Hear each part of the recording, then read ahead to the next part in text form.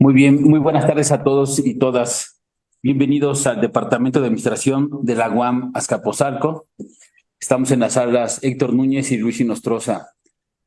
Hoy retomamos las sesiones sobre el seminario introductorio a la obra de Foucault. Esta es la quinta sesión, la cuarta que se transmite por redes sociales y en vivo. Y hoy nos toca revisar los capítulos, bueno, el apartado 2 del libro, los capítulos 7 y 8, con lo cual estamos a punto de terminar de leer este gran trabajo de Foucault. El capítulo 7, los límites de la representación, y el capítulo 8, trabajo, vida, lenguaje. Estábamos comentando aquí antes de iniciar la sesión que es un texto complicado.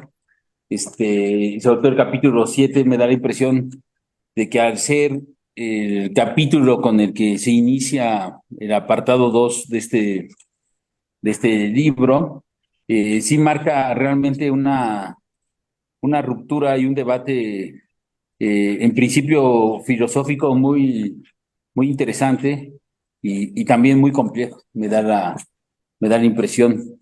Y más tomando en cuenta que, por lo que se ha ido publicando de la obra de Foucault, Foucault es un experto en Immanuel Kant, y aquí va a trabajar ampliamente a Kant.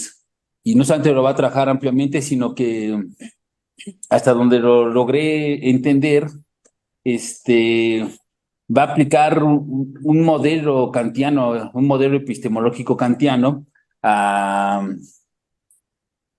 al análisis arqueológico, así tal cual, para comprender esta idea de la economía política, la biología y, por supuesto, el otro aspecto del lenguaje, ¿no? Que él trabaja, que es la filología. Entonces, él está pensando, me da en algún sentido, desde una perspectiva, kantiana. Hizo unos apuntes, pero están bastante largos y no me voy a detener mucho en ellos. Me voy a detener en algunas páginas.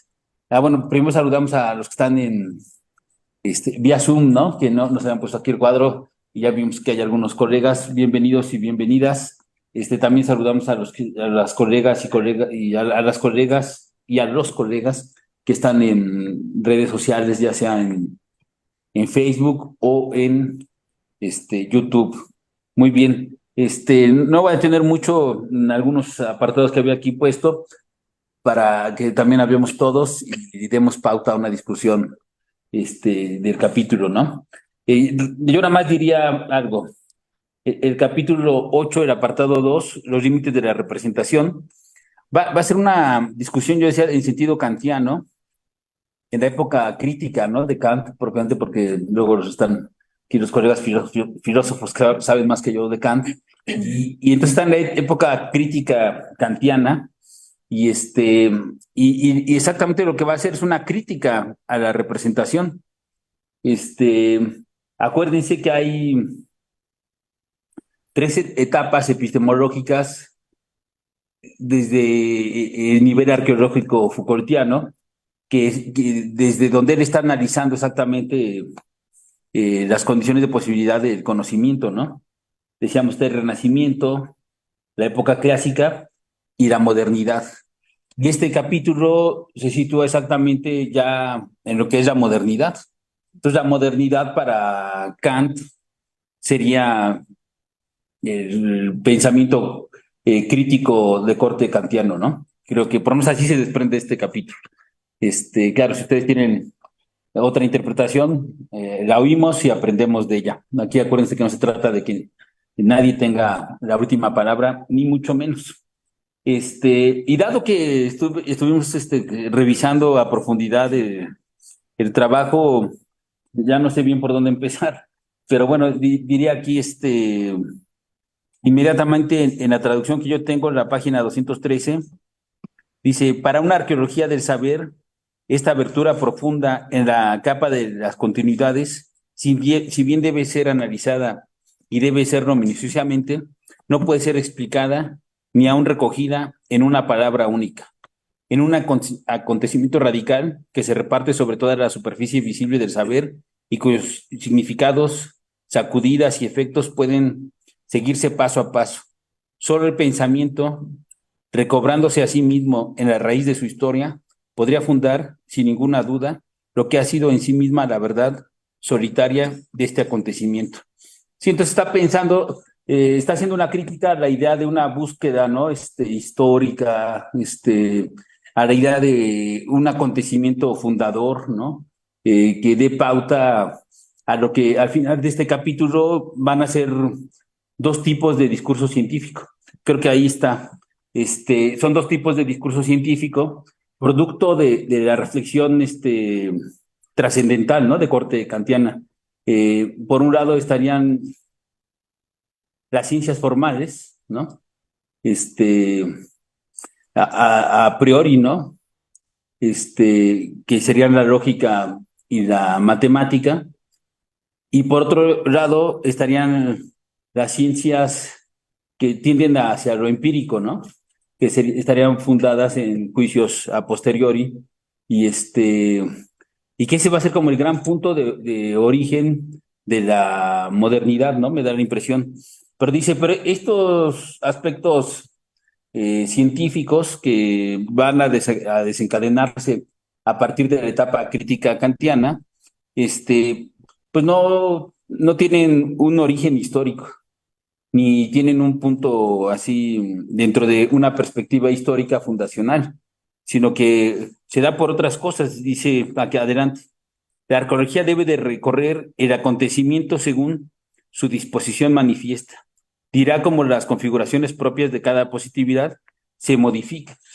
Claro, entonces cada positividad va a ser, al final de cuentas, aquí lo dice, ¿no? La gramática, por un lado, por otro lado, la riqueza, ¿no?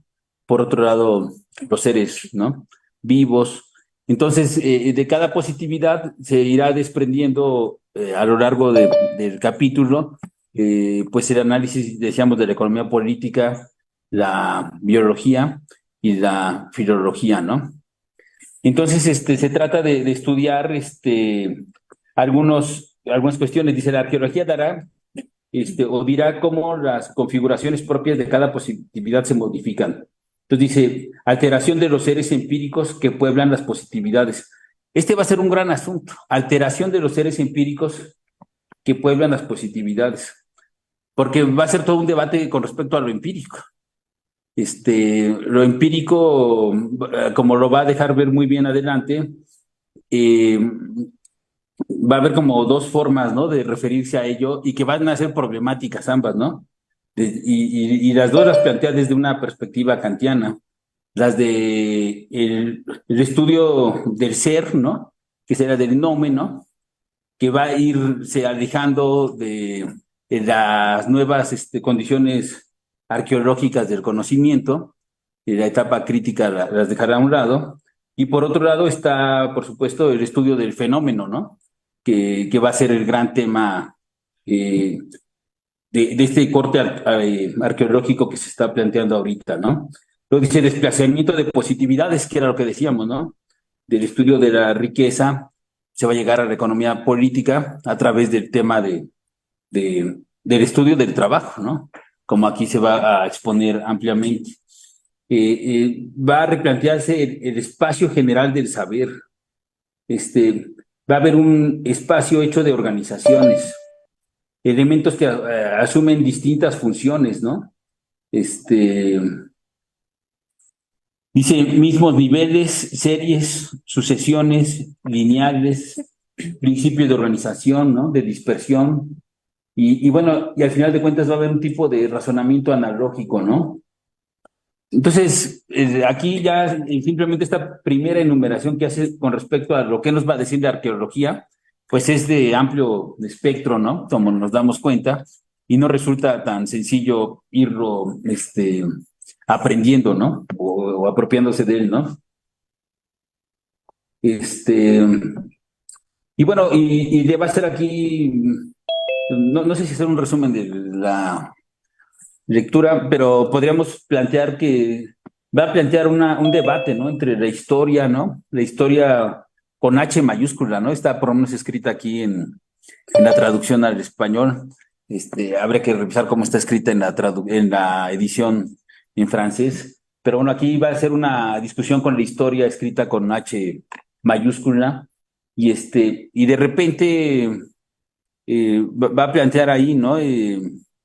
Dice, con respecto a la historia, en la página 215, sabemos bien que la historia es el dominio más erudito, más informado, más despierto, más encumbrado, quizá de nuestra memoria, pero es también igualmente el fondo del que se generan todos los seres y llegan a su centello precario, modos de ser de todo lo que nos es dado en la experiencia. La historia se convirtió así en lo inmoldeable de nuestro pensamiento, en lo que sin duda no resulta tan diferente del orden clásico. Claro, entonces ya se está alejando inmediatamente de la historia, ¿no?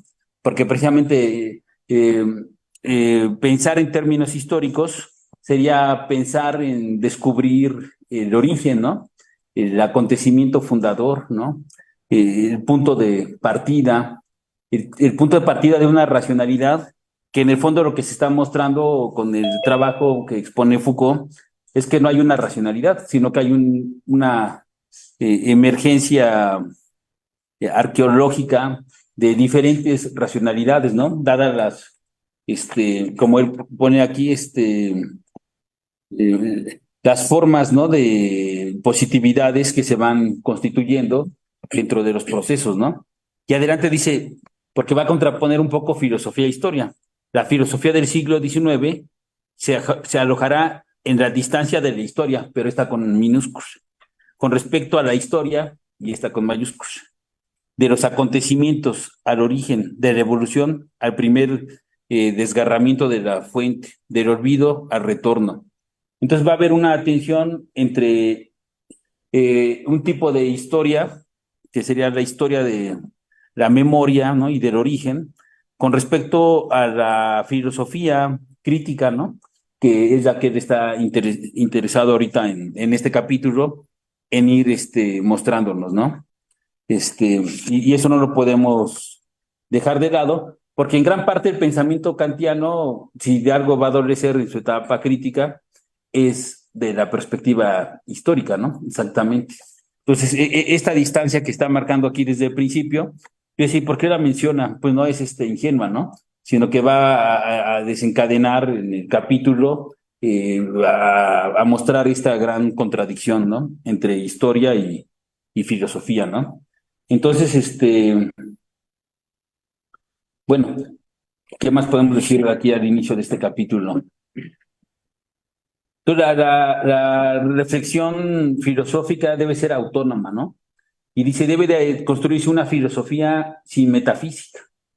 Y claro, y metafísica aquí va a tener como diversas acepciones. Y ese va a ser un gran problema para los lectores de este texto, ¿no? Y de muchos otros, que los conceptos tienen definiciones luego muy precisas en tradiciones filosóficas y de repente no queda muy claro si uno no las maneja, ¿no? Porque en todo caso, Kant va a ser un tipo de metafísica, pero no va a ser la metafísica que se refiere. Claudia, cuéntanos qué quieres decir. Ah, sí pueden abrir su micrófono. Ah, Todo su sí, micrófono. sí, ya pude, ya pude. Solo quería comentar aquí, bueno, es interesante esta forma en que Foucault está hablando de historia, porque sabemos que es hasta el siglo XIX cuando podemos hablar ya del concepto de historia con claridad, ¿no? Efectivamente, Kant es uno de los que se pregunta por su momento histórico, pero en realidad este concepto de historia del hombre, de la historicidad del ser, de la historicidad de la humanidad, pues es hasta el siglo XIX cuando se tiene con puntualidad la idea de historia, ¿no? De historicidad de toda la, digamos, del desarrollo de la humanidad. Y esta diferencia que estás marcando con historia, con mayúscula, e historia con minúscula, también tendríamos que tener presente qué es lo que Foucault está diciendo aquí, ¿no? Porque está hablando del siglo XVII, siglo XVIII. Y justamente es a finales del siglo XVIII cuando podemos tener con claridad pues la concepción de historicidad. Eso era lo que quería comentar así nada más puntualmente, ¿no? Muchas gracias, Claudia. Sin duda, los aportes de Claudia nos van a dar mucha luz, a la comprensión de este texto tan imbrincado. No, sí, porque No, no ella, me comprometas. ¿no? Entonces eso debe de pesar mucho. Su formación, sin duda, es muy amplia. Entonces, no, pues, aquí es entre todos. La idea es ir construyendo una interpretación diversa, pero entre todos, al final de cuentas. Y sí, claro, el tema de la historicidad aquí va a ser fundamental, como planteaba Claudia ahorita en este momento, ¿no? Entonces, va a decir que la historia con H mayúscula es el lugar, o da lugar a las organizaciones analógicas.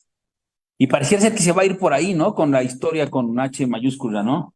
La historia del siglo XIX define el lugar de nacimiento de lo empírico. Y esto es fundamental, en términos epistémicos. El lugar de nacimiento de lo empírico. Es decir, que lo empírico tampoco es algo que estaba dado. Va a haber todo un gran debate, ¿no? Dentro de la tradición filosófica, sobre lo empírico y qué es el objeto y todas esas cuestiones, cómo se construye, ¿no? Y de repente, entonces, Foucault va a decir, bueno, hay una tradición, esta como historicidad que se plantea ahorita, va a permitir en apariencia, darnos lugar a lo empírico, como si fuera rodado, pero el problema de rodado es que en términos estrictos, aquí como lo va a hacer aparecer Foucault, no existe. Ese va a ser el gran tema. Y el propio Kant, ¿no? Digo, ahorita que me corrijan aquí los filósofos y las filósofas, entre ellas Claudia, en algún lugar adelante dirá, hay objetos, ¿no? Que no podemos conocer y que son enigmáticos, pero sin embargo son el presupuesto de nuestro conocimiento. Y entonces eso se oye extraño, ¿no? Para los que no estudian filosofía, pero es un presupuesto fundamental, porque entonces lo dado, así tal cual, no existe. Y además es incognoscible, porque si uno se estaría haciendo una ontología y quedamos de que Kant está intentando, bueno, Kant hace una metafísica y Foucault está intentando mostrar en qué consiste la metafísica kantiana y cómo es un nivel arqueológico de la epistemología moderna. De hecho, es el primer nivel arqueológico de la epistemología moderna, así como lo está planteando Foucault. Entonces ya está complicado porque estamos hablando de muchas cosas, pero nadie se desespere, todos tranquilos y tranquilas. Y lo importante es acercarnos al texto, al final de cuentas. Bueno, entonces, esto ya lo dije. Dice, eh, eh, va a decir, al final de cuentas va a aparecer este grado de las empiricidades que decíamos hace rato, eh, y ¿qué va a pasar aquí? De repente dice en la página 216, su amplitud de capas profundas que ha alcanzado todas las positividades que ha podido trastocar y recomponer, la fuerza soberana que le ha permitido atravesar y tan solo en unos cuantos años todo el espacio de nuestra cultura. Esto es importante, atravesar todo el espacio de nuestra cultura. Todo esto no podría ser estimado ni medido, sino al término de una investigación casi infinita que conocería ni más ni menos que el ser mismo de nuestra modernidad. Ahí está el reto arqueológico, atravesar las distintas capas, y diría, de casi toda la cultura, en este caso europea, para conocer el ser de la modernidad. Ese es el gran punto de ruptura que está planteando Foucault, ¿no? Dice, es la configuración, más adelante en la 107, es la configuración de las positividades, la manera en la que en el interior de cada una funcionan los elementos representativos en relación unos con otros, en que aseguran su doble papel de designación y de articulación, en que alcanzan por el juego de las comparaciones establecer un orden. Entonces aquí empieza a complicarse la situación. Se ha roto la semejanza, ¿no? La taxonomía, la analogía de la época clásica, ¿no? La similitud, todo eso que estuvimos analizando las sesiones pasadas, se van a ir dejando de lado. Y pareciera ser que entonces el gran tema va a estar en la representación y va a desarrollar, me voy a saltar algunas páginas, o muchas, para llegar a lo que yo considero realmente central en este capítulo. Este, va a llevar el tema a una discusión más allá de la economía, ¿no? La vida y la gramática, el lenguaje. Va a plantear una discusión entre lo que él llama ideología y crítica, que es el apartado 5. Y creo que la comprensión de este capítulo, de este apartado, es el que nos puede dar luz a comprender el nivel arqueológico en el que está. Claudia, tú dinos, tú abre tu micrófono y todo el mundo puede abrir su micrófono y participar. Adelante, Claudia, por favor. Sí, nada más quería comentar también que precisamente bueno, cuando Foucault se está refiriendo siglo XVII, siglo XVIII, y está hablando ya de lo que conocemos actualmente como la ciencia moderna, ¿no? El nacimiento de la ciencia moderna, donde precisamente lo que importa para la ciencia moderna es esta idea de lo que llama aquí Foucault como las empiricidades, ¿no? Lo que dice todo lo empírico cobra un mayor relevancia en el conocimiento, ¿no?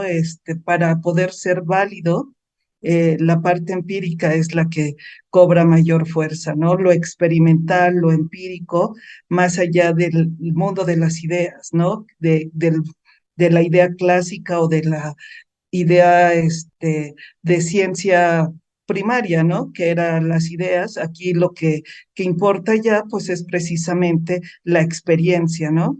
Lo experimental. Entonces sí es muy importante esto que está planteando Kant, donde dice que la empiricidad pues está cobrando un gran sentido, ¿no? Mayor relieve en el mundo del pensamiento, ¿no? Creo que era importante comentar esto, ¿no? Que es justamente el nacimiento de lo que conocemos como, pues, ciencia moderna, ¿no? Que hasta ahora, pues, es lo que sigue teniendo vigencia, lo experimental, ¿no? Exactamente. Adelante, doctora Marisol, por favor. Precisamente ahorita lo que decía la doctora Claudia, justamente ahorita que lo mencionaba, recordaba una parte del texto en donde justamente cuando habla de esa transición entre el siglo XVIII y XIX, hace una serie de preguntas que hablan justamente de esa cuestión de ahora la primacía que va a tomar lo empírico, ¿no? Por ahí en la página 216 empieza a decir, es necesario volver con un poco más de detalle a lo ocurrido en fines del siglo XVIII y XIX, a esta mutación dibujada con demasiada rapidez en el orden de la historia y a la alteración fundamental de estas positividades que durante casi siglo y medio habían dado lugar a tantos saberes vecinos. Y de ahí empieza a plantearse cómo se borraron esas maneras de ordenar la empiricidad que fueron el discurso, el cuadro, los cambios, ¿no? ¿En qué otro espacio y según qué figuras tomaron su lugar y se distribuyeron? ¿Qué nuevo modo de ser han debido recibir para que todos estos cambios hayan sido posibles y para que hayan aparecido apenas al cabo de unos años saberes ahora familiares que ya en el siglo XIX se denominan filología, biología y economía política, que más adelante él retoma, ¿no? Entonces ya aquí habla como bien decía la doctora Claudia, a lo mejor ya de otros conceptos que remiten a la validez. De hecho, creo que en una parte del texto dice la validez, la comprobación, la ordenación, ¿no? De conceptos con base en esta cuestión que ahora toma primacía, ¿no? Que va a ser la empiricidad, ¿no? Ver esta parte de lo empírico. Muchas gracias, Marisol. Adelante, Claudia. No tienes el micrófono cerrado, Claudia. Perdón, con respecto a lo que dice Marisol, y perdón, Marisol, no soy doctora, nada más dime Claudia, pero lo que quería comentar es que precisamente el siglo XIX, pues ya es donde se va a tomar todo lo que aquí Foucault está planteando, la positividad que se habla del positivismo, ya se empieza a hablar no solamente de la ciencia, sino precisamente de áreas específicas y de las diferentes ciencias, ¿no? Ya no se habla de ciencia en general, ya se está hablando, como aquí tú lo numeraste, que en esta página viene, pues la filología, la física, la biología, empiezan a tenerse ya la economía política, pues áreas muy delimitadas ya del conocimiento, ¿no? Eso también es importante que se tome en cuenta que la ciencia empieza a tener varias ramas muy delimitadas, ¿no?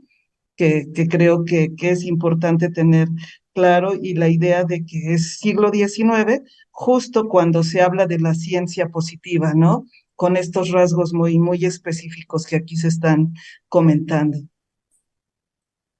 Claro. Ah, bueno, Sí, adelante. y en ese mismo apartado, ¿no? Que va a ir como perfilando eso que ya menciona, ¿no? De esta ciencia positiva, este positivismo, cuando habla de estos conceptos que se van a utilizar, ¿no? Por lo menos en ese momento, en un momento dado en el positivismo, el tema de la objetividad, ¿no? En el conocimiento, le dice la exactitud de la observación, que va a ser otro elemento fundamental. La organización también dice, ¿no? De esta investigación y ahí mismo la información científica. Creo que son elementos que van a mostrar o a encaminar precisamente cómo va a emerger o cómo Foucault identifica una nueva epísteme, dice, pues ya en el siglo XIX. Exactamente, no, muchas gracias. Sí, y entonces, exactamente, el gran punto, creo que hace rato también lo estamos discutiendo. Foucault se centra en tres niveles arqueológicos de tres ciencias, ¿no? La economía política, la biología y la filología. Y nos hacemos la pregunta, ¿por qué? ¿No? Y la verdad no tenemos la respuesta así muy claramente. Habría que hacer un estudio arqueológico para ver exactamente ahorita, como decía Claudia, cómo puede haber otros, otros campos científicos, ¿no? Otras positividades que podría uno trabajar arqueológicamente, supongo. Pero más allá de eso, yo creo que el debate que establece Foucault entre ideología versus filosofía crítica en el apartado 5 nos permite comprender exactamente el nivel arqueológico de la modernidad, ¿no? Así que por lo menos que Foucault estaría planteando, uno puede estar de acuerdo o en contra de lo que él plantea, pero para poner un poco la discusión, ¿no? De la ideología va a decir varias cosas. Va a decir que es una ciencia del conocimiento, ¿no? Que no pregunta por el fundamento, ¿no? Que fija sucesiones necesarias, ¿no? Manifiesta leyes, ¿no? Este, permite leyes de composición y de descomposición. Es un saber de todo, ¿no? Es un saber de todos los saberes. Y va a terminar diciendo que esta ideología va a ser la zoología, ¿no? De la ciencia natural del hombre. Entonces, esto es muy interesante, al final de cuentas, pero va a terminar diciendo que es una comprensión de la realidad, un nivel arqueológico que acaba en una metafísica casi del corte de la época clásica. Y frente a esto, que es lo que me interesa resaltar y que además se complica mucho, pero afortunadamente aquí está Claudia, está Luisa y bueno, y los colegas que han leído a Kant, frente a esto opone a Kant. Entonces, él va a decir, realmente lo importante de Kant es que va a superar la representación. Dice, y dice, lo que va a pensar, según Foucault, Kant, es las condiciones de posibilidad de la representación. Y más o menos en eso estaríamos de acuerdo. No sé si de representación o no, porque ya no me acuerdo muy bien de la crítica de la razón pura, pero exactamente está pensando en las condiciones de posibilidad del conocimiento, así tal cual, ¿no? Entonces, va a pensar en lugar de las leyes universales de la composición y descomposición, va a pensar las leyes universales que hacen posible la representación. Entonces, todo esto es muy kantiano, ¿no? Así para los que hemos leído a Kant, sabemos que está así en un nivel muy kantiano, ¿no? Y dice, saca el saber y el conocimiento de la representación. Claro, ya no se pregunta qué es la representación, ¿no? ¿Cómo se da? ¿Qué me permite conocer? ¿Cuáles son sus figuras, ¿no? Eso ya no le interesa a Kant, según eh, Foucault. Y entonces aquí nos plantea, Kant va a hacer una metafísica, este, donde se va a estudiar, según plantea aquí Foucault, la fuente y el origen. Entonces va a poner aquí, esto le va a servir a Foucault para estudiar la vida, la voluntad, ¿no? Y la palabra. Pero va a ser una crítica, ¿no? Que es la crítica kantiana, que es lo que nos importa al final. Bueno, ya estamos hablando desde la pregunta de las condiciones de posibilidad de algo, en este caso de la representación o del conocimiento, ya es una pregunta crítica en sentido estricto, creo, en su sentido más kantiano posible, ¿no? Entonces, va a formular lo que se denomina una filosofía trascendental, Kant, y y bueno, en la lectura que hace aquí, hasta donde la logro entender, Foucault de Kant y el modelo trascendental que él le aplica a la explicación de este nivel arqueológico, este, evidentemente se va a alejar de la ontología, ¿no? Y eso va a ser algo central, se va a dedicar a la metafísica y bueno, en todo caso, va a llegar a estudiar entonces los fenómenos, y ese va a ser un gran tema, ¿no? Cómo se estudian los fenómenos, al final de cuentas, si a partir de conceptos a priori, ¿no? O a posteriori, ¿no? ¿Qué tipo de juicios? Ahí va a empezar el gran tema, me da la impresión de este apartado, y voy a ir leyendo algunas partes para centrar la cuestión. En la página 238 dice, frente a la ideología, la crítica kantiana marca, en cambio, el umbral de nuestra época moderna. Pues esto es central. Interroga la representación no solo de acuerdo con el movimiento indefinido que va del elemento simple a todas sus posibles combinaciones, sino a partir de sus límites de derecho. Sanciona así por primera vez este acontecimiento de la cultura europea, que es contemporáneo del fin del siglo XVIII, la retracción del saber y del pensamiento fuera del espacio de la representación, que es lo que estábamos diciendo. Entonces, frente a la crítica, frente al debate ideología versus filosofía crítica, Foucault nos dice que Kant permite alejar el conocimiento de la representación, así tal cual. Dice, en este sentido, más adelante dice, la crítica abre la posibilidad de otra metafísica, cuyo propósito sería interrogar, más allá de la representación, todo lo que es la fuente y el origen de esta. Permite así estas filosofías de la vida, de la voluntad, de la palabra, que el siglo XIX va a desplegar en el surco de la crítica. Entonces, aquí está, creo que el punto. La crítica es el punto arqueológico de partida de la modernidad. Pero entonces la filosofía trascendental. Adelante, Claudia, por favor. No, tienes tu micrófono. Ajá. Sí coincido con esto. Creo que precisamente lo que está aquí diciendo Foucault es que Kant rompe con esta idea.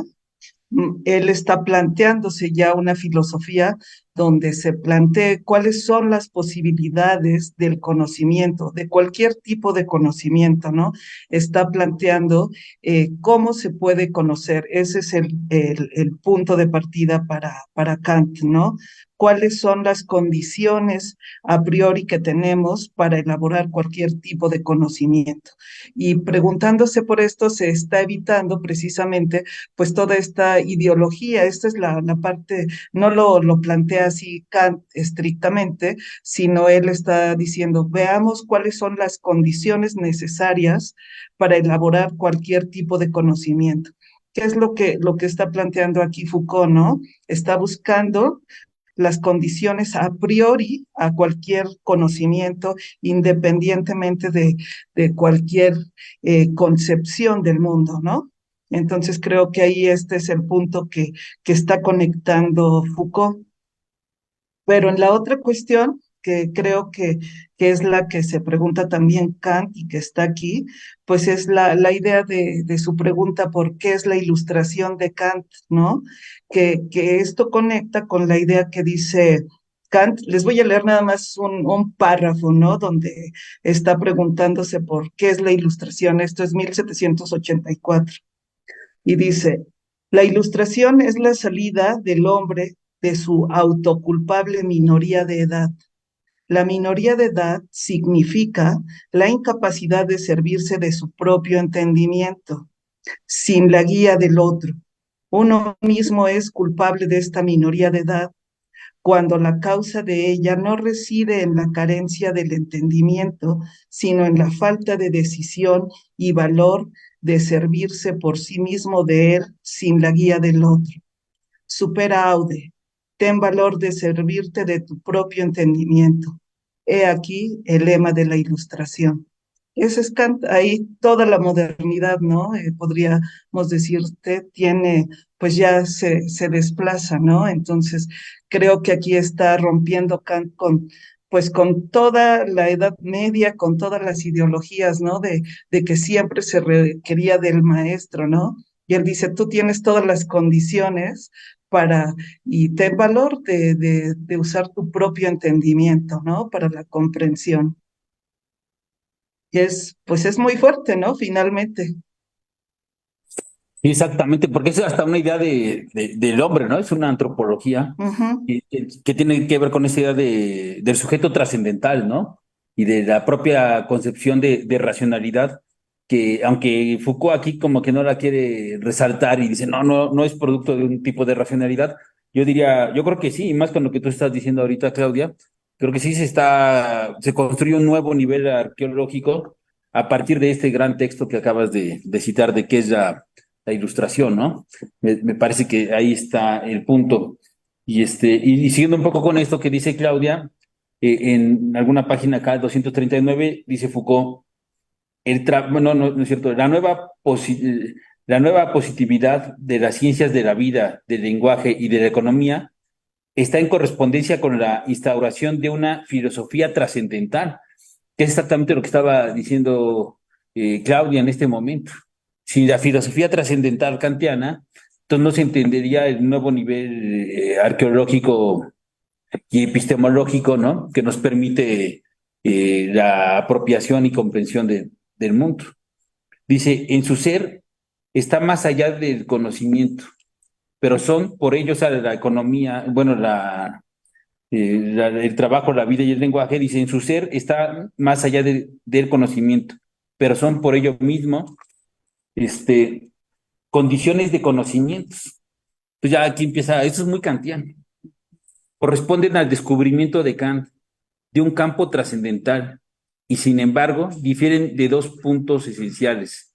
Se alojan del lado del objeto y en cierta forma más allá, como la idea en la dialéctica trascendental.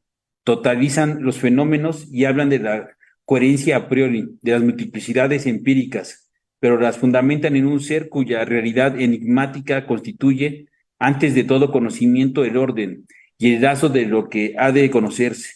Además, conciernen al dominio de las verdades a posteriori y los principios de su síntesis. No, ya esto está súper enredado, pero vale oro, al final de cuentas. Es un gran párrafo, o sea, ya que lo encuentra uno, es un párrafo de inspiración 100% kantiana, ¿no? Me da la impresión, y se puede medio desmenuzar, ¿no? O sea, algo que la filosofía trascendental Ya llegó aquí Gandhi, que también es un filósofo y nos puede aquí orientar, corregir y plantear otras interpretaciones. Este, algo que hace la filosofía trascendental de corte kantiano, repito, es renunciar a la ontología, al estudio de lo que se va a llamar el nómeno, ¿no? Y por eso acá dice, en su ser están más allá del conocimiento. Claro, ya no se puede estudiar el ser, eso ya no va a acontecer, pero son por ello mismo, y aquí ya se complica todo, condiciones de los conocimientos.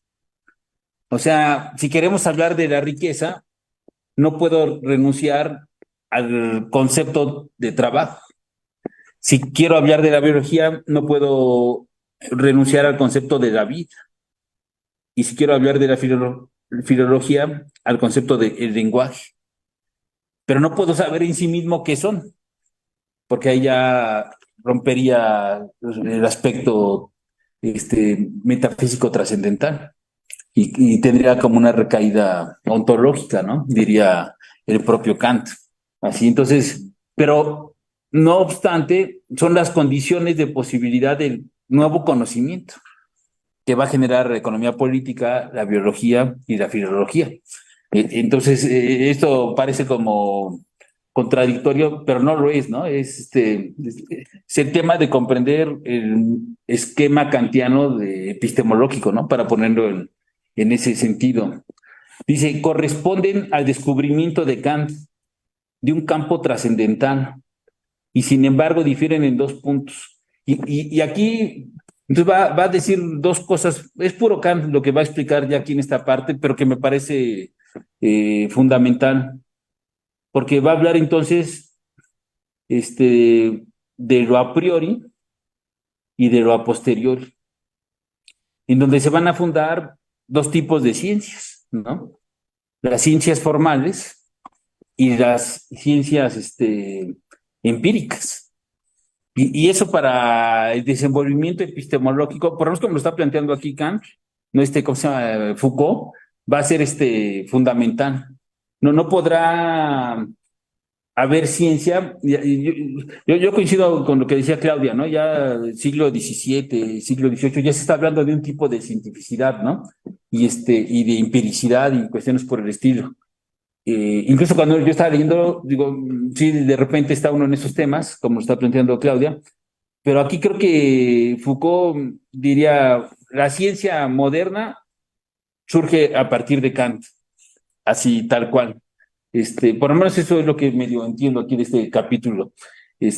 Podemos debatirlo, podemos estar de acuerdo o no, pero y precisamente a partir de lo a priori y de lo a posteriori, exactamente. Entonces, todo el horizonte trascendental a priori que plantea Kant va a dar pauta a una concepción de ciencia formal, ¿no? Propiamente. Y que para ellos van a ser dos, la lógica y la matemática. Pero eso va a ser fundamental porque va a tener alcances hasta nuestros días. O sea, de ahí la relevancia del estudio kantiano, por un lado, y del estudio Foucaultiano, ¿no? Que está planteando en este libro, ¿no? Y las ciencias a posteriori, ¿no? Que son las ciencias empíricas. Y se van a establecer debates complejos, aquí no tan sencillos. Dice, la primera diferencia explica el nacimiento de estas metafísicas, que a pesar de su cronología, poskantiana, aparecen como precríticas. Ahí se está refiriendo al concepto de ideología, ¿no? Pero ya más allá de eso, dice, la segunda diferencia explica la aparición de un positivismo. Se ofrece a la experiencia toda una capa de fenómenos cuya racionalidad y encadenamiento reposan sobre un fundamento objetivo que no es posible sacar a la luz. No es posible conocer las sustancias, solo los fenómenos, no las esencias, sino las leyes, no los seres, sino sus regularidades. Aquí está, así tal cual expresado textualmente, ¿no? Por Foucault. Entonces, dice, explica la aparición de un positivismo que se ofrece a la experiencia toda una capa de fenómenos, que eso es lo que importa. Lo que vamos a estudiar son los fenómenos. Hay en apariencia un fundamento objetivo, pero ese fundamento objetivo que es trascendental no es posible sacarlo a la luz. De ahí el gran horizonte fenoménico por un lado y antinouménico, ¿no? Por decirlo de alguna manera, ¿no? No es posible sacarlo a la luz, no es posible conocer las sustancias, es decir, no es posible conocer el ser, solo es posible conocer el fenómeno, no las esencias, sino las leyes. No, o sea, ya de aquí ya de aquí Foucault desprendió todo el positivismo. No los seres, sino las regularidades. Entonces, me parece que aquí está el gran aporte de este capítulo. En principio, digo, voy a seguir hablando unos minutos más, bueno, y cualquiera puede participar, ¿ya? Si tienen comentarios, adelante. Dice, el triángulo crítica, positivismo, metafísica del objeto es constitutivo del pensamiento europeo desde principios del siglo XIX. Entonces, esto me parece fundamental. Ya estamos entonces en el pensamiento crítico, en el positivismo y en la metafísica. Así inicia la modernidad según eh, Foucault. Y luego más adelante dice el propio Foucault, en la 241, se tendrá pues un campo de ciencias a priori. Bueno, y esto es importante, remarcando, ya lo mencionamos, pero es importante. Ciencias formales y puras. ¿Qué página, perdón, estás? 241, Claudia. Gracias, gracias. No sé qué. Te repito, se tendrá pues un campo de ciencias a priori, de ciencias formales y puras, de ciencias deductivas que dependen de la lógica y las matemáticas. O sea, y este campo científico va a ser el que predomine en la modernidad, por lo menos gran parte del siglo XIX y gran parte del siglo XX. O sea, va a marcar una tendencia histórica, que por otro lado, en este capítulo y en el que sigue, no aclara Foucault por qué, a lo mejor no le interesa, ¿eh? Pero nosotros podemos hacernos esa pregunta, ¿no? Ya después, en su otra etapa, en la genealógica, sí va a hacer una historia más política de la epistemología que esta perspectiva arqueológica, ¿no? Luego dice, por otra parte, se ve desprenderse un dominio de ciencias a posteriori, de ciencias empíricas que solo utilizan las formas deductivas fragmentariamente y en regiones estrechamente localizadas. Entonces, ahí están los dos tipos de ciencias, las ciencias formales y puras y las ciencias a posteriori. Entonces, la economía, ¿no? Por supuesto, en principio pareciera ser que es una ciencia empírica, pero si la matematizas, tendría que tender a un tipo de ciencia formal y pura, pero también históricamente eso no va a poder acontecer. Ya eso podría ser otro gran debate que debemos de tener. O sea, esto nos sirve para discutir epistemologías muy contemporáneas, porque nos está dando una interpretación Foucault y nosotros podemos dar la nuestra, y además Foucault se quedó en un corte histórico, primero porque le interesó quedarse en él y segundo porque falleció, pero nosotros podemos seguir estas discusiones, ¿no? En algún sentido. Este, Dice, de ahí un cierto número de estructuras, no de esfuerzos que digan, que caracterizan la reflexión moderna sobre la ciencia, la clasificación de los dominios del saber a partir de la matemática y la jerarquización que se instaura para ir progresivamente hacia lo más complejo y menos exacto, la reflexión sobre los métodos empíricos de la inducción y a la vez el esfuerzo por fundamentarlos filosóficamente y justificarlos desde un punto de vista formal. Digo, aquí ya podríamos hasta hacer un debate, obviamente con toda la lógica, ¿no? Y el pensamiento del Círculo de Viena, ¿no? El silogismo hipotético. Al final de cuentas, uno lee esto y dices, no, Foucault es un autor crítico del positivismo de manera profunda, ¿no? Y da elementos, epistemológicos que permiten plantear la crítica. Eso es como algo central para nosotros. Claro, a nosotros creo que ya no nos toca tanta la hegemonía del neopositivismo, pero todavía hay ahí algunos residuos de que quieren que uno piense con el silogismo hipotético. Dicen, no, pues eso ya me parece absurdo. Pero bueno, cada quien que formule como guste sus reflexiones. Dice, la tentativa de purificar, formalizar y quizá matematizar los dominios de la economía, de la biología y por último de la misma lingüística. Claro. Entonces, ¿qué era lo que está diciendo? Se pretenderá formalizar todos los campos que surgen paradójicamente de, de lo empírico y que serían a posteriori. Entonces, ahí hay como una cuestión que hay que detenerse a pensar. Bueno, yo no lo había pensado, ¿no? Pero hay que detenerse a pensar en sus alcances epistemológicos, porque al final de cuentas, ¿cómo? No se me ocurre otra palabra, pero la voy a decir y a lo mejor está mal. ¿Cómo subsumir o incorporar al pensamiento puro y formal el pensamiento que ha surgido de lo empírico? Ese es un problema que no lo veo cómo resolverlo. Claudia, adelante, por favor.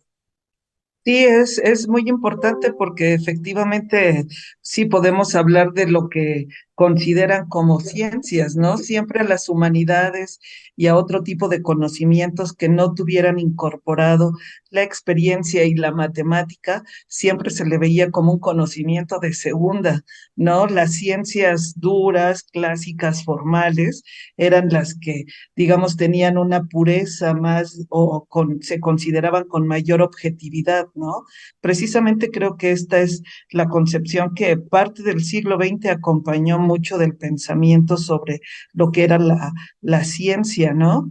Y que todavía aún en muchas universidades, en centros educativos, se sigue creyendo y enseñando así la ciencia como experimental y como que la que tiene mayor objetividad o puede alcanzar mayor objetividad es precisamente esta que se libera de lo, eh, pues de las cuestiones más sociales, humanas o subjetivas, ¿no? Se estarían viendo en este sentido. Claro, ya parte y final del siglo XX se discutió mucho. Esto ha sido ya una cuestión de debate epistemológico sobre la objetividad en la ciencia, ¿no?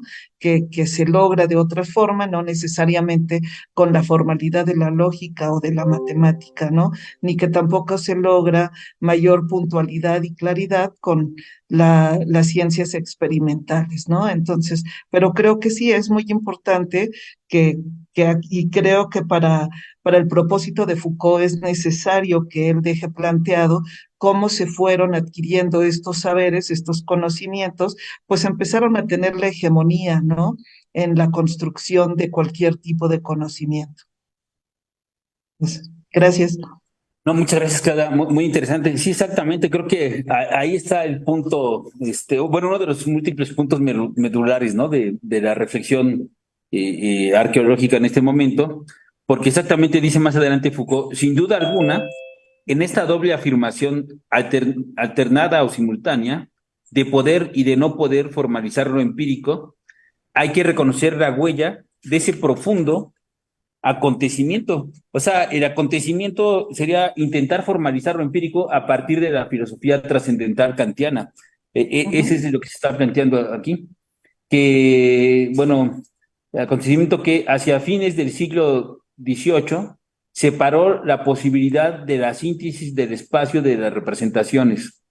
Es este acontecimiento el que coloca la formalización o la matematización en el corazón mismo de todo proyecto científico moderno. Y es lo que nos estaba diciendo Claudia. Si no se matematiza, ¿no? Si no se formaliza, no es ciencia. Eso es central. Es también lo que explica por qué toda matematización, y esto es central también, aquí Foucault se ve crítico, es también lo que explica por qué toda matematización prematura o toda formalización ingenua de lo empírico toma el aire de un dogmatismo precientífico y resuena en el pensamiento como un retorno a las trivialidades de la ideología. Claro, pero bueno, también hay que tener claro, no todo aquí ya lo está planteando Foucault, ¿no? Se puede formalizar todo, se puede matematizar todo, y ya yendo más allá de Foucault, que no sé, habría que acabar de leer el libro, habría que preguntarnos en este nivel arqueológico por qué hay que formalizar todo y por qué hay que matematizar todo. Ese es el gran punto, porque esa es la reducción del conocimiento a un tipo de ciencia. Y Ujú. exactamente en la discusión arqueológica lo que se está mostrando es que hay diversas epistemologías, ¿no? Niveles epistemológicos. Y creo que eso hay que tenerlo aquí claro, ¿no?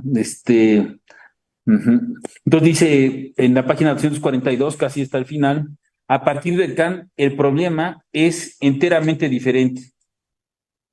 El saber no puede ya desplegarse sobre el fondo unificado y unificador de una mátesis, como lo habíamos visto en la época clásica. Por una parte, se plantea el problema de las relaciones entre el campo formal y el campo trascendental. Dice, y en este nivel, todos los contenidos empíricos del saber son puestos entre paréntesis y permanecen en suspenso por lo que se refiere a toda validez, que es un poco lo que decía hace rato Marisol, exactamente. Y por la otra, se plantea el problema de las relaciones entre el dominio de la empiricidad y el fundamento trascendental del conocimiento. Entonces, ya esto es puro Kant otra vez. Este, la relación entre el campo formal y el campo trascendental.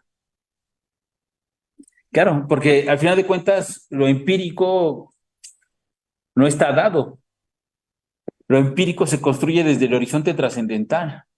¿Cuáles son los conceptos trascendentales que te permiten ordenar los fenómenos? Así para ponerlo en esos conceptos, ¿no? Así tal cual. Este, pero esa relación no va a ser dada a priori, aunque en apariencia es el a priori para ordenar lo dado.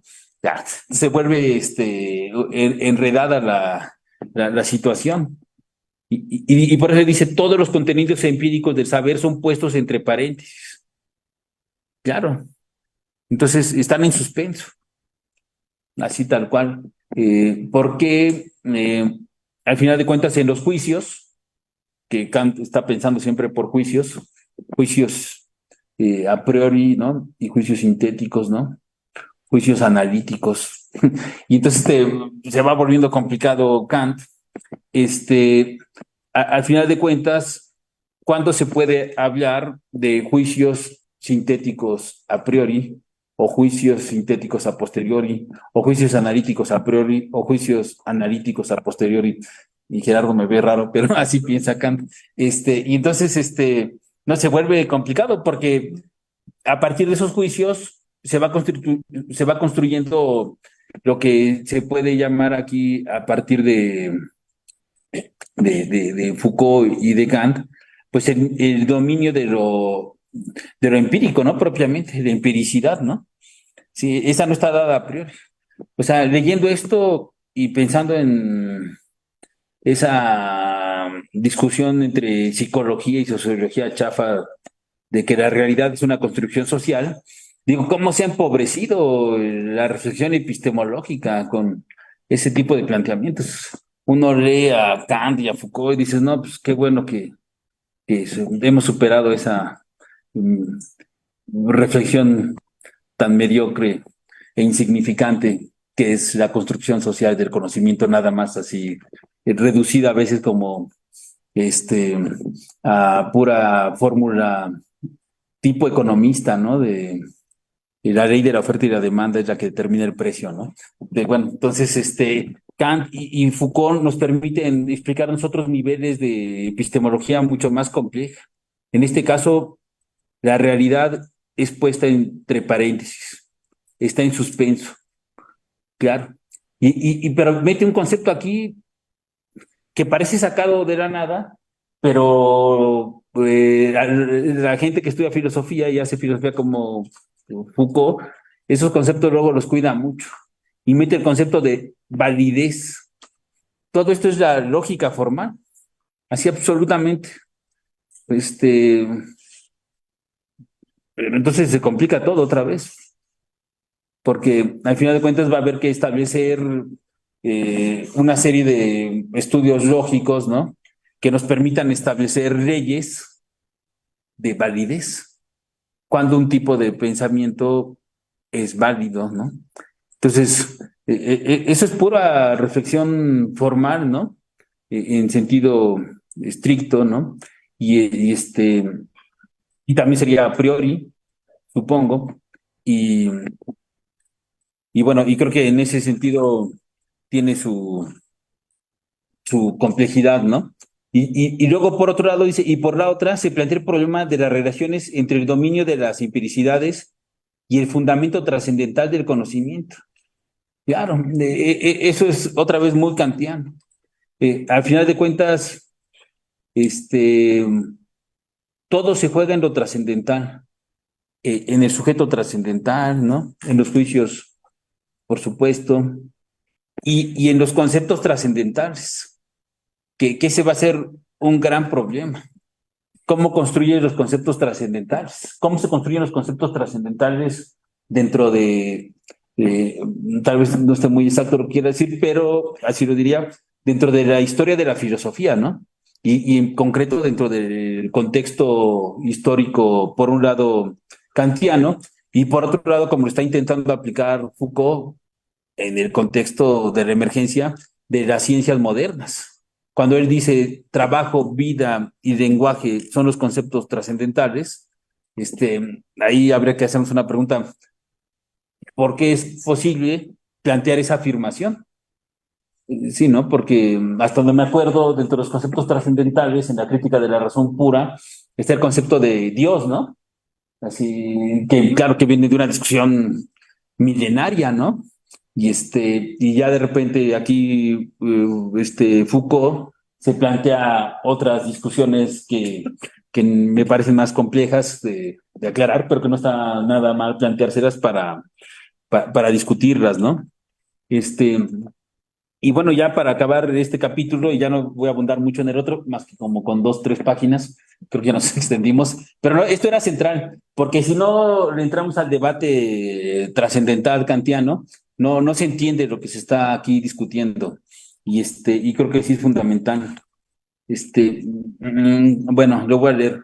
Ya el último párrafo del capítulo dice: las consecuencias más lejanas y para nosotros más difíciles de rodear del acontecimiento fundamental que sobrevino a la episteme occidental hacia finales del siglo XVIII pueden resumirse así: negativamente, el dominio de las formas puras del conocimiento se aísla, tomando a la vez autonomía y soberanía con respecto a todo saber empírico, haciendo nacer y renacer indefinidamente el proyecto de formalizar lo concreto y de construir, a despecho de todo, ciencias puras.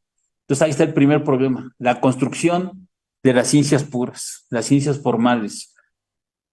Positivamente, los dominios empíricos se ligan a reflexiones sobre la subjetividad, el ser humano y la finitud, tomando el valor y la función de la filosofía, lo mismo que de reducción de la filosofía o de antifilosofía. Claro.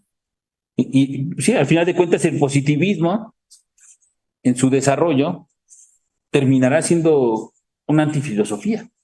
Así, a pesar de que se presenta como una filosofía en principio, ¿no? Pero bueno, este capítulo, si se dan cuenta, sí está complejo, porque presupone a Kant en ese sentido. Y es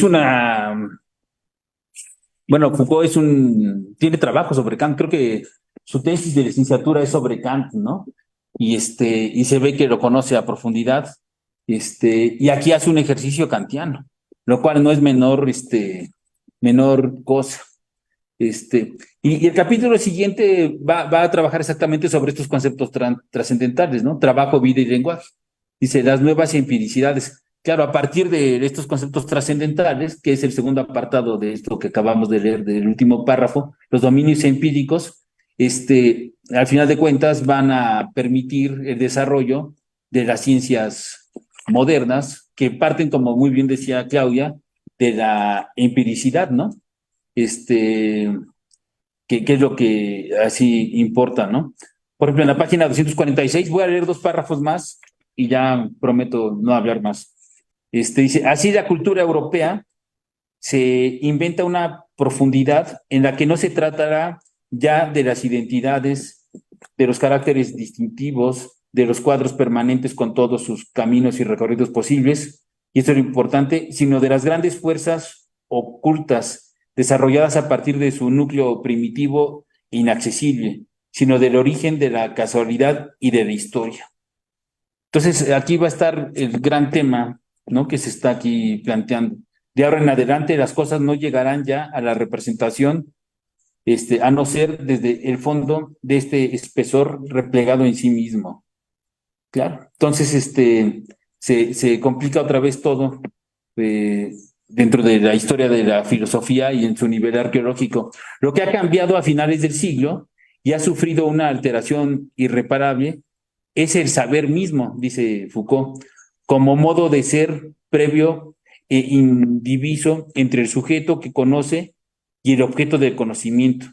Si se ha iniciado el estudio del costo de la producción y si ya no se utiliza la situación ideal y primitiva del trueque para analizar la formación del valor, es porque en el nivel arqueológico el cambio ha sido sustituido por la figura fundamental en el espacio del saber por la producción, haciendo aparecer, por un lado, nuevos objetos cognoscibles como el capital y prescindiendo por el otro nuevos conceptos y nuevos métodos, como el análisis de las formas de producción.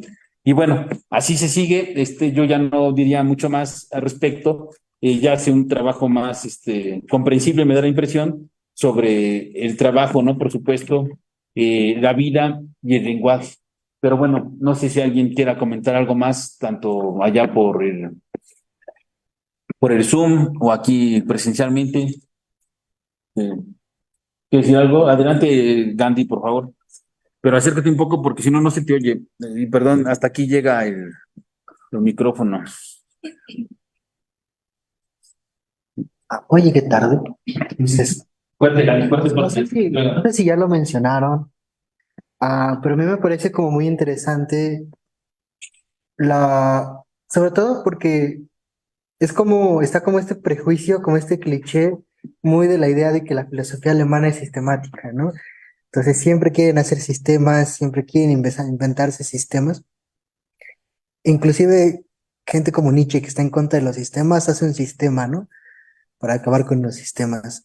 Pero me llama mucho la atención que tan solo, o sea, remitiéndonos solo a este texto, sí hay como un orden de presentación de los objetivos y de las implicaciones de la investigación, ¿no? O sea, es un estudio sobre las discontinuidades, con paréntesis, discontinuidades, y pues para poder llegar al análisis de las condiciones de posibilidad del desarrollo de discursividades, tienes que pasar por Kant, ¿no? Sobre la idea de Kant como el filósofo de la fundamentación. Eh, en realidad creo que todo Occidente tiene, o al menos ha pasado por Kant, no sé. Yo, yo lo pondría en duda partiendo desde mi ubicación. No sé si nosotros también deberíamos hacerlo. Igual y sí, igual y no. Porque hay una parte de Foucault que leíste que dice sobre el pensamiento europeo. Y bueno, al menos escuchando lo que llevo en el seminario, hay también una voluntad como de querer desprendernos de eso, ¿no? Entonces, ¿qué tanto de la idea de fundamentación al modo kantiano implica también una forma de eurocentrismo, de forma de marginarnos a nosotros mismos, ¿no? Esta idea inclusive de la minoría de edad, de las infancias, que pues sí, ¿no? Se ha repetido muchas veces, ¿no? Sobre cuál es el sujeto trascendental kantiano, ¿no? Y tiene nombre, apellido y apariencia física, y género y sexo y todo esto. Entonces, a mí sí me pareció como muy clarificante cómo eh, primero te pone como el estado del arte, el texto, te lo va exponiendo y después te lleva hacia el origen, el punto de emergencia, digamos ya continuamente, el punto de emergencia que es la filosofía kantiana. Después de la filosofía kantiana, algo pasa, algo se quiebra en muchos niveles, eh, y pues tenemos el pensamiento contemporáneo, ¿no? O sea, no solo el pensamiento, sino la metafísica, o cómo entendemos las cosas más allá de la física, pues de Kant para acá. Tú mencionabas muy acertadamente lo de la matemática, pero creo que también es algo, igual, ¿no? También me van a quemar aquí en un momento, pues la idea del marxismo, ¿no? La idea del hegelianismo es eso, ¿no? La idea de querer, o vamos, el pensamiento sistemático en Occidente, inclusive el crítico, como que necesita eso, ¿no? Encontrar las categorías que fundamenten los conceptos, que fundamenten las leyes de la historia universal. Y justo también ese es uno de de las trincheras Foucaultianas, ¿no? Podemos generar un pensamiento crítico que no necesite como de una ley, ajá, que no necesite como de leerse cuadradamente, porque en el fondo cuando estamos eh, sistematizando a esos niveles, la cuestión es que se deja detrás como lo vivo. Y yo al menos leyendo esto, como que sí entiendo un poquito el salto, que es como, bueno, esta es mi presentación, mis objetivos, hacia dónde fui llevando mis intereses. Y ahora, bueno, al menos a mí sí me hace sentido que diga, bueno, ahora vamos a estudiar cuestiones como subjetivas, ¿no? La subjetividad, que es el loco, el preso, cuáles son lo normal en realidad, ¿no? Estas personas que están al mal. Porque ya hemos visto que hay un quiebre en el modo en cómo entendíamos el mundo en la Edad Media para la modernidad, y dentro de ese quiebre hay como muchas vidas que se van perdiendo, ¿no? Que van siendo como relegadas. Y pues nada, yo también me sentí timado, ¿no? Porque esto no es un seminario introductorio, ¿no? O sea, es echarse a Kant, o sea, casi tienes que tener a Kant y a Foucault acá, ¿no? Para saber qué está haciendo. Ajá, es como también, yo creo que es generacional, no sé, porque la escuela de Frankfurt escribe igual, ¿no? O sea, Adorno y Horkheimer, es como así, claro, todo mundo que me lee ha leído obviamente a Kant, ¿no? Entonces ahí estás, ¿no? Con tus 2 o 3 libritos, viendo, y pues ya, sería todo. No, muchas gracias, Gandhi. Muy interesante lo que dices. Habrá que pensar varias cuestiones así en principio. Este, Dice, me sentí timado. Bueno, no, a veces es culpa de Kant y no, ¿cómo se llama? De Foucault y la complejidad que tiene. No, pues desde el principio nos sentimos timados, ¿no? Así, porque es un autor muy complicado y este capítulo yo creo que es el más complicado hasta ahorita. Así realmente Kant es de los filósofos. Yo creo que se pregunta ahorita Gandhi o plantea, ¿debemos leer a Kant? ¿Sí o no? No, pues la respuesta es que sí. Así, si realmente uno quiere una discusión epistemológica seria, no puede uno dejar de leer a Kant. Así, hay como ciertos autores dentro de la tradición filosófica que es necesario leer, otros no. Pero creo que Kant sí es así irrebasable. Ahorita que planteaba eso Gandhi, hace algunas semanas, meses murió un gran economista, filósofo, y que aquí Claudia conocía muy bien, ¿no? A Franz Kinkelhammer. Y Enrique Dussel, comentaba en un homenaje que le hicieron el año pasado a Franz Kinkelhammer. Dussel comentaba que realmente Kinkelhammer es un neocantiano que trabaja a partir de los conceptos de postulados. Entonces, podríamos decir, pues algo central, no podemos dejar de leer a ningún autor o autora importante dentro de la tradición. No importa su origen, ni mucho menos. Aunque se quiera hacer un pensamiento decolonial, los podemos obviar, al contrario. Obviarlo sería hacer un tipo de pensamiento dentro de nuestras tradiciones, pues muy endeble, ¿no? Poco serio y que no resistiría el debate, ¿no? Formal, frontal, que además a nosotros nos gusta dar, ¿no? En términos estrictos. Eso por un lado. Luego, por otro lado, sí es un capítulo difícil porque Kant no es un autor sencillo y como muy bien dijo ahorita Gandhi, pues hay que tener los libros, ¿no? Y no solamente tenerlos, sino haberlos leído. Cualquiera que haya intentado leer la crítica de la razón pura, que es en gran parte a lo que se está refiriendo aquí Kant, que diga Foucault, pues es un libro que desde la introducción uno ya no entiende nada, ¿no? Pero bueno, es cosa de irlos trabajando y se entienden. Este, por otro lado, si es sistemático, ¿no? Bueno, no, Foucault sí es sistemático, ¿no? Me da la impresión que es un pensador muy estructurado y creo que más allá de eso, lo que nos permite es ponernos a un nivel epistemológico adecuado para discutir con el positivismo. O sea, realmente él en ese momento, se está enfrentando con los neopositivistas, con la hegemonía positivista. Eso no cualquiera lo hace, perdón. Incluso aún la escuela de Frankfurt no lo logra demostrar también ese debate que tiene, ¿no? La disputa del positivismo en la sociología alemana, cuando uno lo revisa, no, no, como dice Dussel, y creo que coincido con él, no hay una confrontación epistémica adecuada. Hay como niveles epistémicos que no hacen conmensurables el debate. No, no se entiende. En cambio, Foucault creo que está más allá, ¿no? Logra mostrar principios de imposibilidad para hablar en sentido de Hinkenhammer, de cómo no se puede volver todo puro y formal. Aquí lo está planteando. Eso, perdón, no he leído a nadie en ese nivel. Entonces creo que ya aquí da un paso fundamental Foucault, a diferencia de muchos otros. Incluso unos ingenuamente seguirán creyendo en el silogismo hipotético. Y aquí ya Foucault se lo despachó, así lo acabamos de leer detenidamente. Entonces, quería mencionar eso. ¿Alguien más quiere hablar? ¿Tú quieres hablar? Adelante. Bueno, a ver, dejen que hable la doctora y luego. Perfecto. Sí, era en ese sentido, y leyendo esta parte, ¿no? Cuando habla de los positivismos, de cómo pretende explicar, ¿no?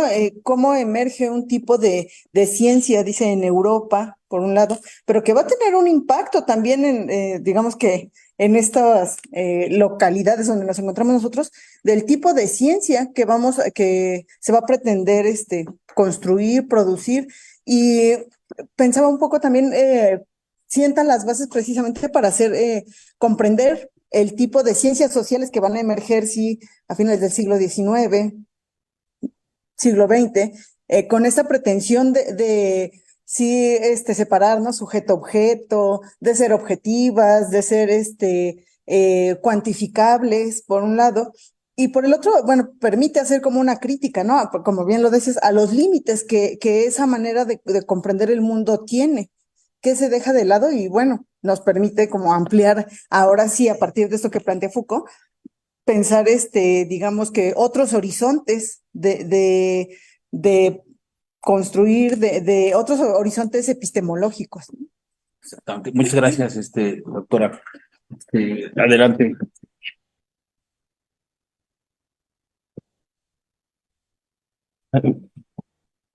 Pues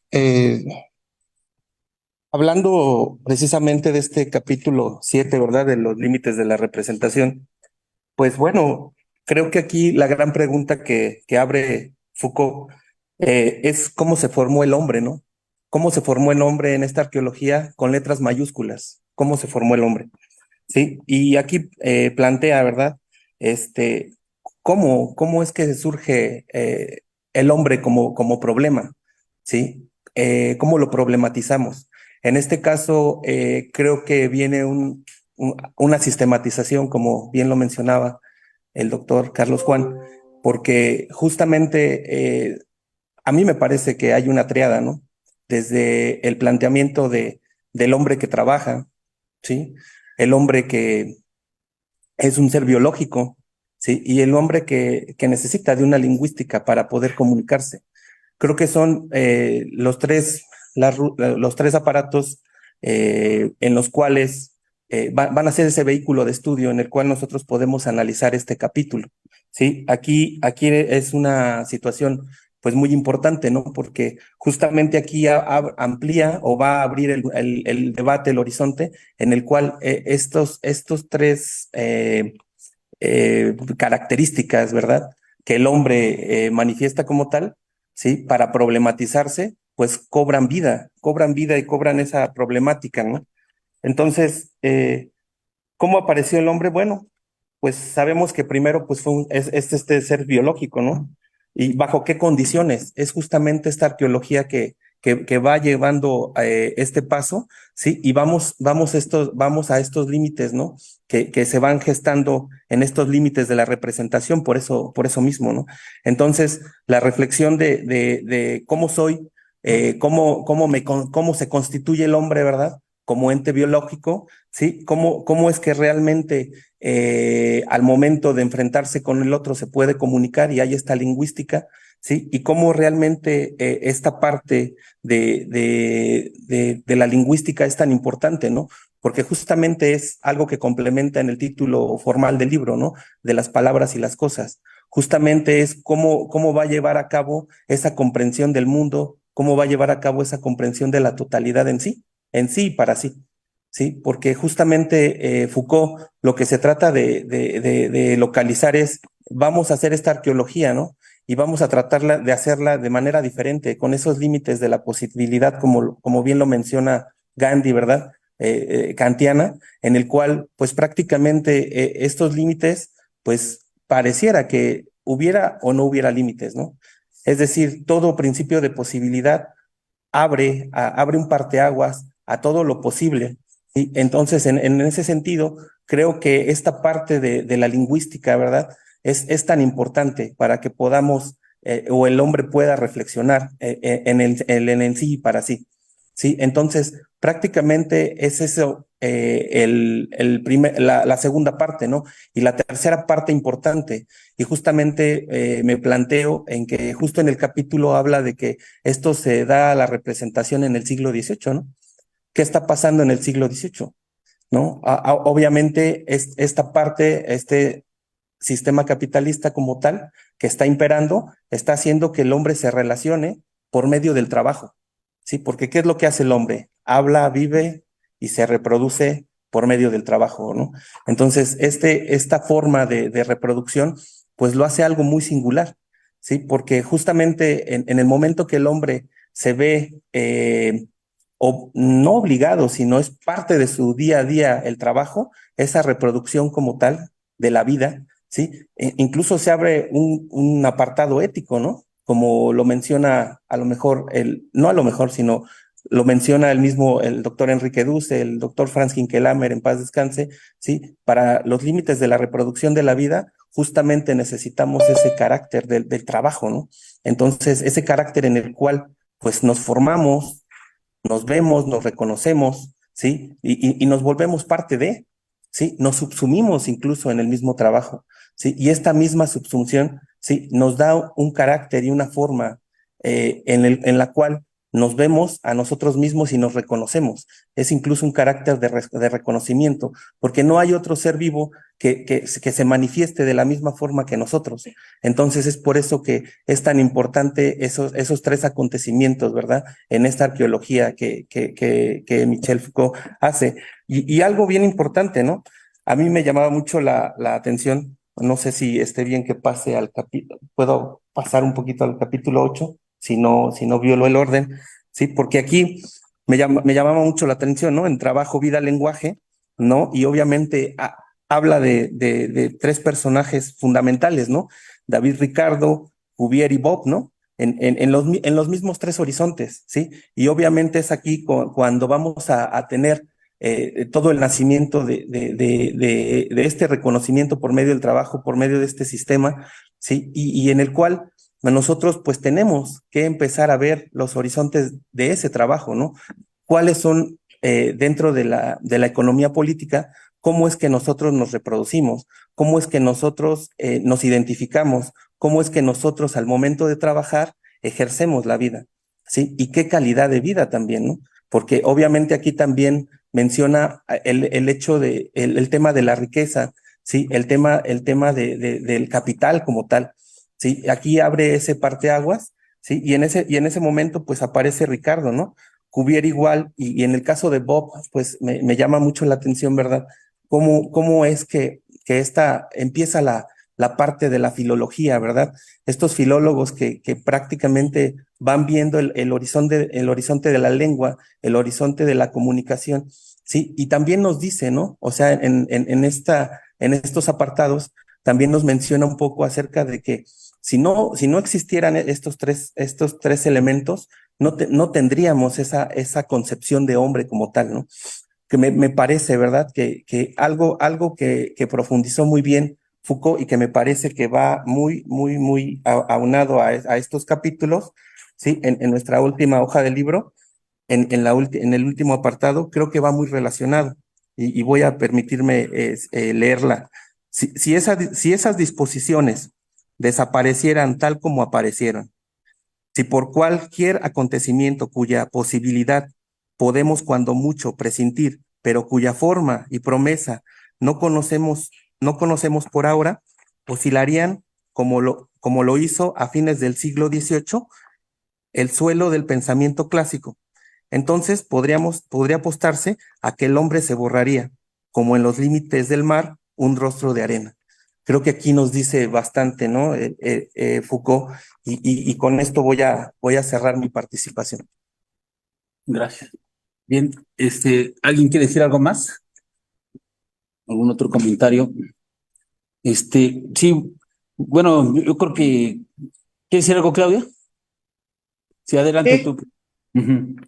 bueno, que nuevamente retomando esta idea de Kant, como tú lo planteas, Carlos, creo que sí es muy importante que Foucault ponga las bases desde las cuales va a hacer este estudio, realmente, ¿no? De las que está partiendo y cómo ve que Kant, bueno, podríamos debatir mucho sobre la propuesta epistemológica del propio Kant, pero sienta las bases en el siglo XVIII, que son las que siguen hasta ahora, bueno, para la idea de ciencia moderna. Por eso es muy importante tenerlo siempre en el eje, ¿no? Porque mucho de lo que se dice ahora que es ciencia parte de estas ideas, ¿no? Entre lo que es el empirismo y el racionalismo, y que está presente en la idea hegemónica que yo digo de ciencia, ¿no?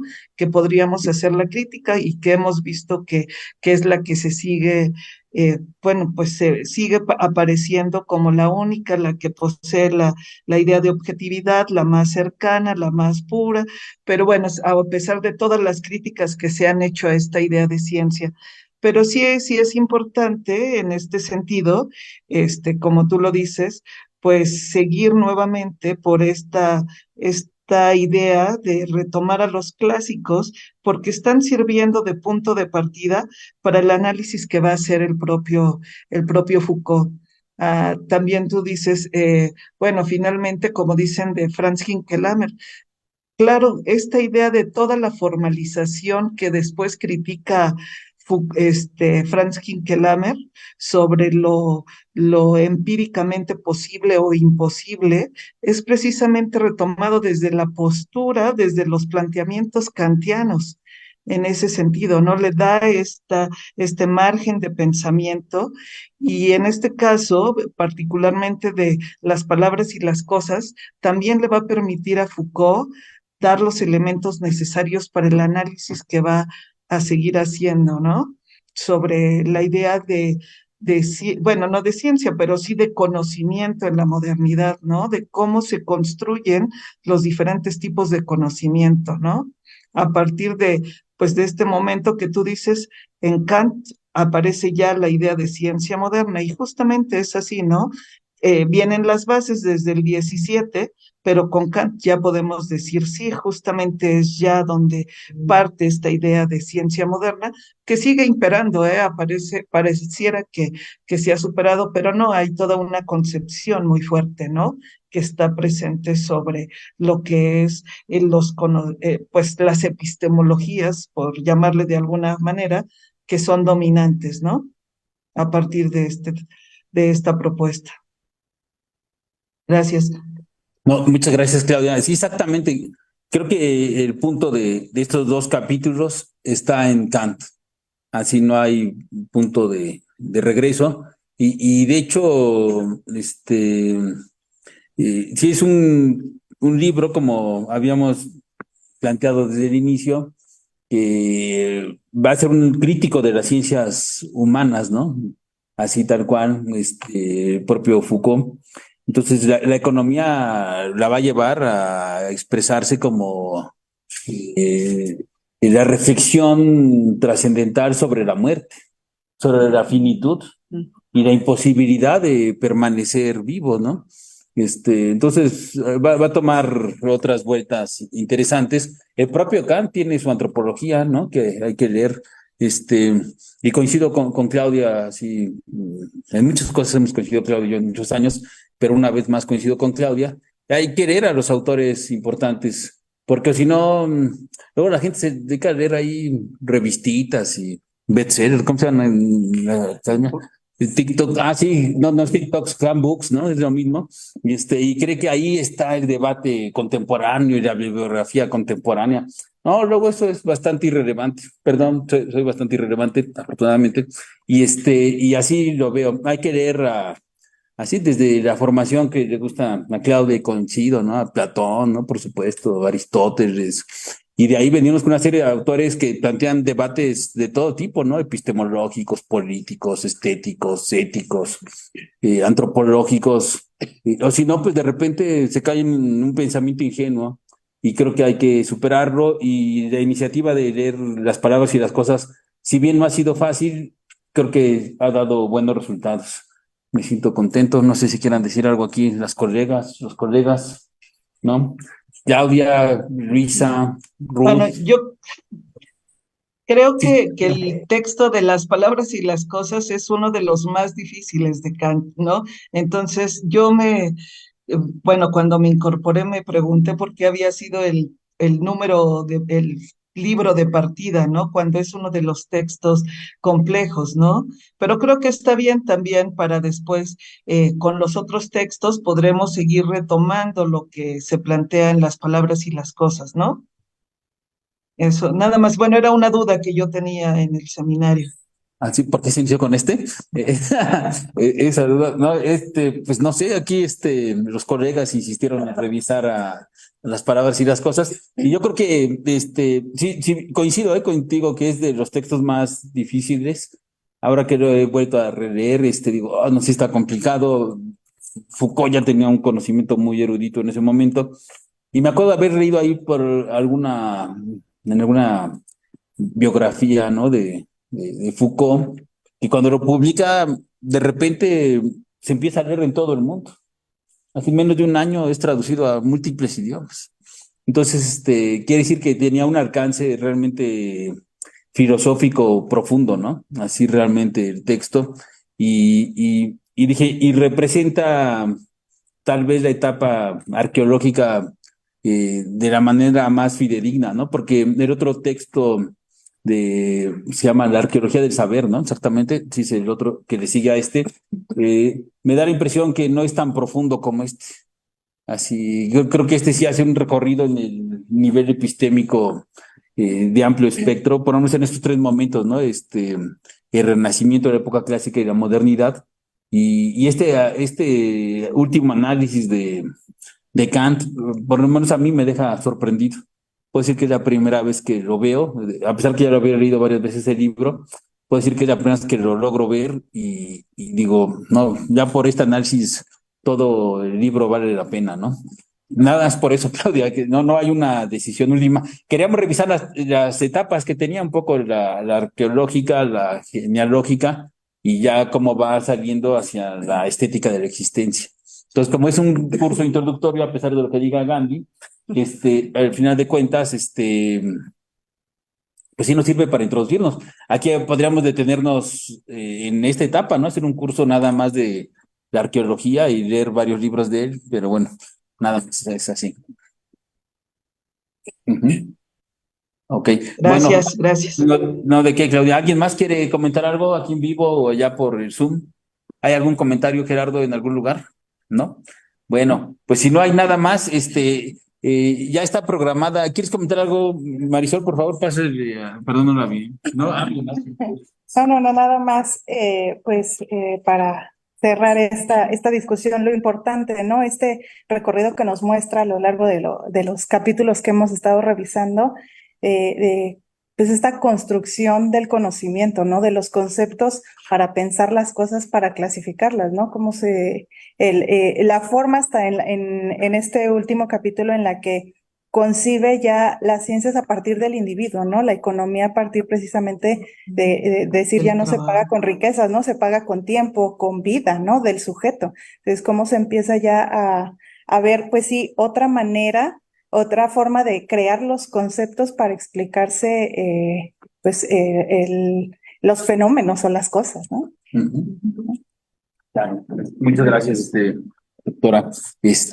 Bueno, muy bien. ¿Hugo, quiere decir algo? Sí. 2 minutos. Sí, sí, claro. 1 minuto. 1 minuto. 10 segundos, con eso me vas. Aquí traigo para apoyar lo que usted menciona, doctor. Sí, aquí en el libro de Sergio Pérez Cortés, que igual habla un poco del periodo arqueológico, sí, hay una cita que creo que va muy bien con lo que usted menciona.